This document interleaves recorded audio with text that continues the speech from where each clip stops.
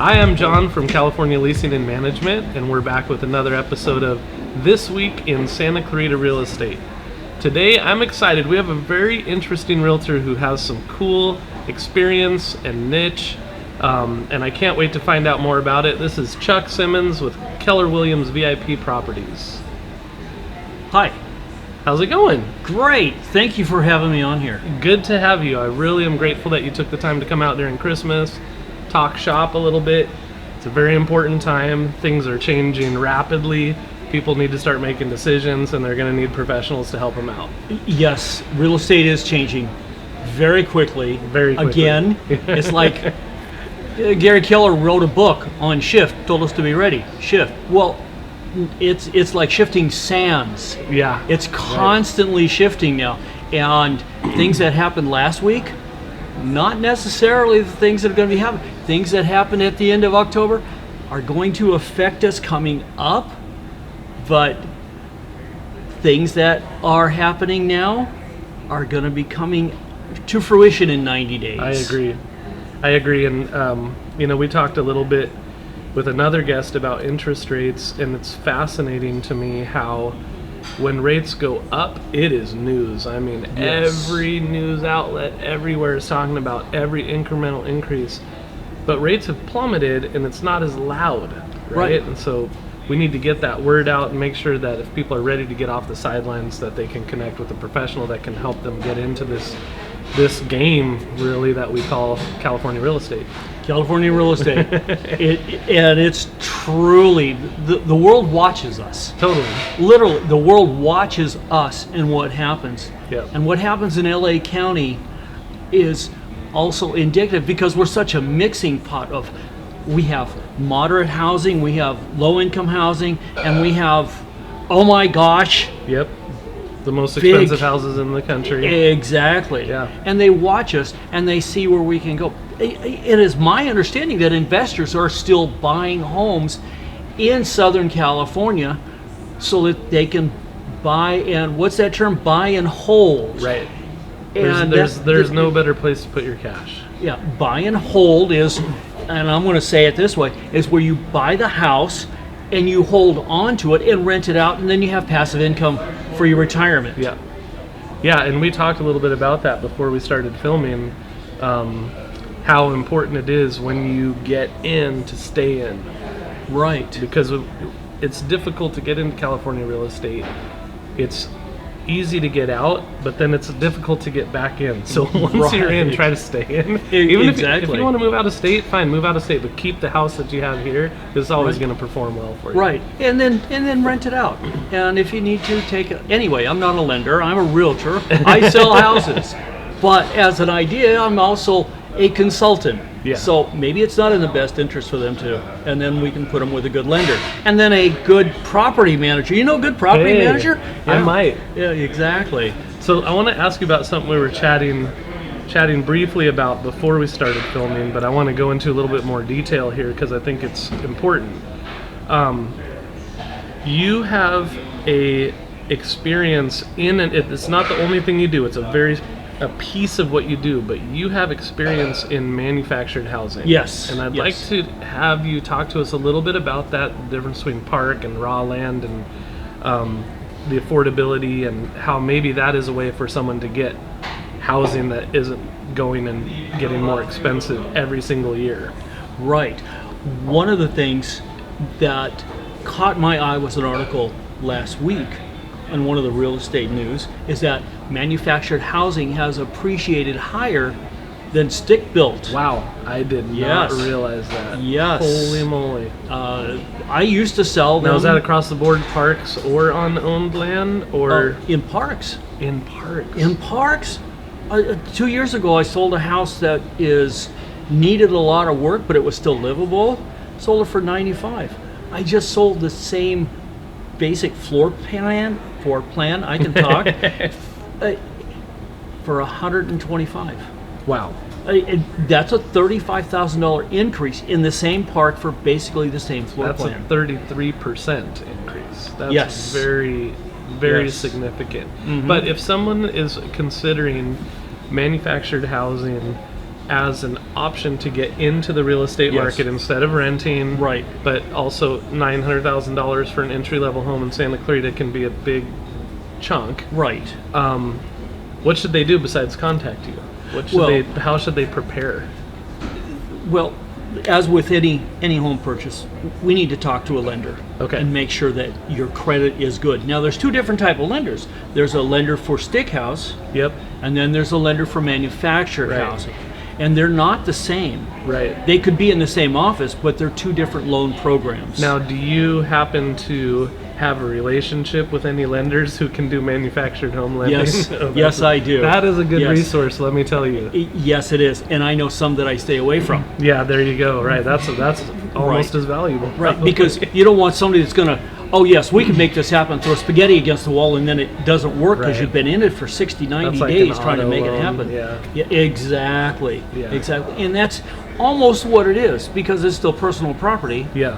It's not run by Fannie Mae, it's run by the Housing Community Development Corporation, which is part of the state of California and almost like a DMV. Except So for I want to tell anybody who's watching, manufactured housing is an awesome option if you need to purchase housing and you can't afford to get a stick home in the area you want. But I'm also going to tell you, you need to work with someone who understands this niche. It is so technical, and it is not the same as buying a house, and it is not the same as buying an RV. Right, exactly.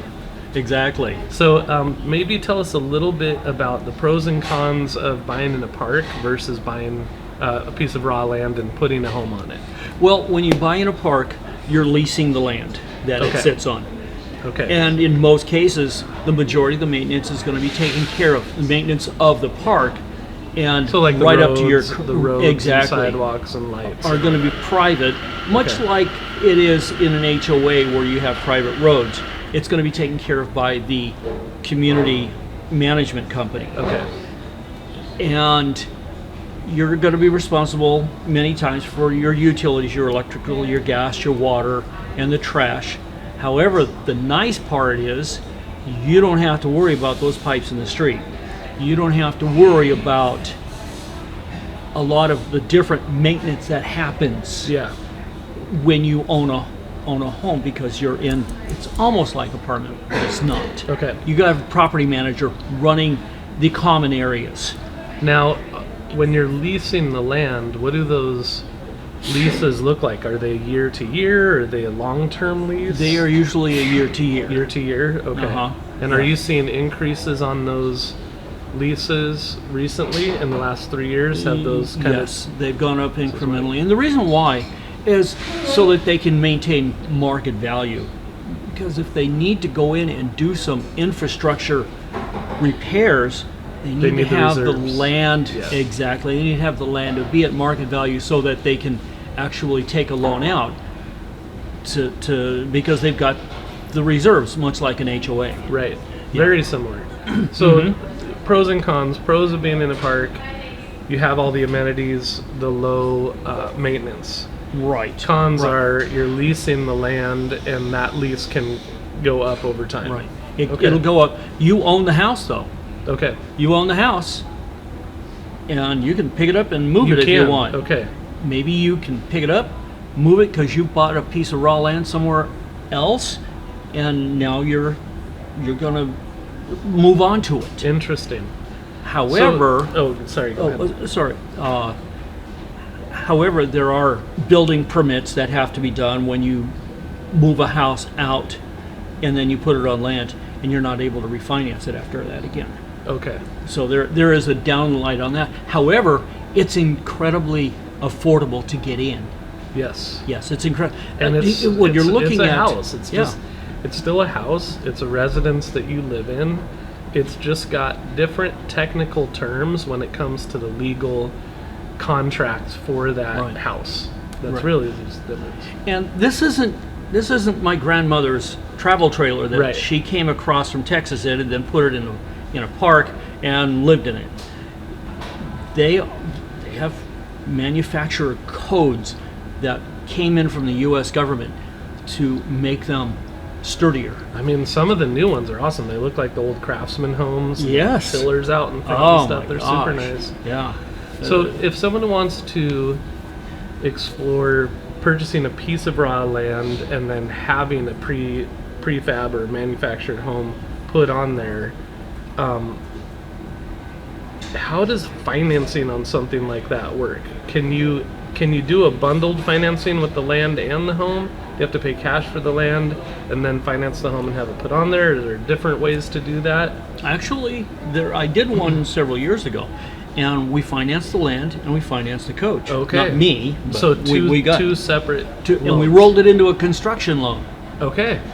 We got it into a construction loan, and then with the construction loan, what happens is it gets doled out a little by little by little until the house has a certificate of occupancy and you're able to move in, and then the loan closed. Gotcha. Yeah, that, I mean, And the benefit That's to amazing. that is that now you have a house on land. So just because it's a manufactured house, it can operate, and it looks on the tax rolls the same as a stick-built house that has a concrete foundation. Interesting. And you're able to live in it, borrow against it, and you maintain it just like a stick-built house. right. Well, and if you do it that way, and you decided someday you wanted to move into a different house, if you own the land and the house, you can rent it. Exactly. If it's in the park, they might have restrictions, or Oh, many of them do. Okay. Many of them. There's only a few that I am aware of that you can rent it out, and the reason being is because then it becomes a sublease, and park management wants to know who moved in, Yes. in case they have to evict. I'm dealing with that right now, Okay. where I've got to possibly evict somebody, not me, but the seller has to evict somebody out of a house that they did not have permission to be in. One of the benefits of living in a park community With the is leased land. on the leased land, you own the coach, the house, and they're usually newer and they're built to housing standards. Okay. Now, when you're coming in, you have to go through the park management because they want to make sure that you're able to afford to live there. So as a buyer, you have to go be approved by the park management to purchase this. So it's a two-step. Not only Oh yeah, you 'cause have you're to go doing through the your lease finance. and the purchase. Exactly. Okay. Exactly. That is correct. And they screen everybody because many times the manager is living in there as well, Right. and They all want to live in the same community with people who take good care of the community. exactly. And many of the communities that I represent, they take care of them very well, and they're very comfortable. Yeah, You don't have to no. worry about broken glass in the middle of the road at times. And meaning that they also will screen to make sure that when you have someone coming in, hey, I got to have my mom come in, I've got to take care of her. They will screen as well, but they just want to know, Right. so they know who is living in there. Who's supposed to be there? Right. Interesting. Exactly. So it's comfortable. It's comfortable. And you got many of them. You got playgrounds and you got pools. You I've got seen big barbecue clubhouses pits that and you can clubhouses. use and- Yes. Yeah, and there's Yes. some really nice parks out there with really great amenities. Right. And then you can still sell, Yep. and most times you're going to make money Yep. when you sell it, and then that can get you into your starter stick built home. Yep. Take that absolutely. equity out of that, put it over there. Yep. And then you're a complete owner. Yeah, and that's the goal, because when you get to that position, you don't have to worry about your housing costs increasing every single year. Right. The rent does go up Rent on goes up the on leased the lease, land. yeah. Yeah. It does go up. But it's just a small portion of the. It's not the lease for the whole thing.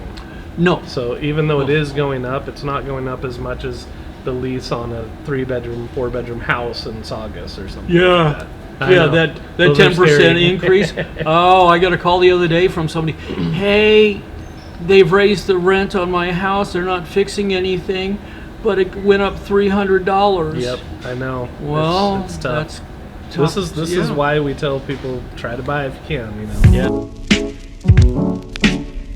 Yeah.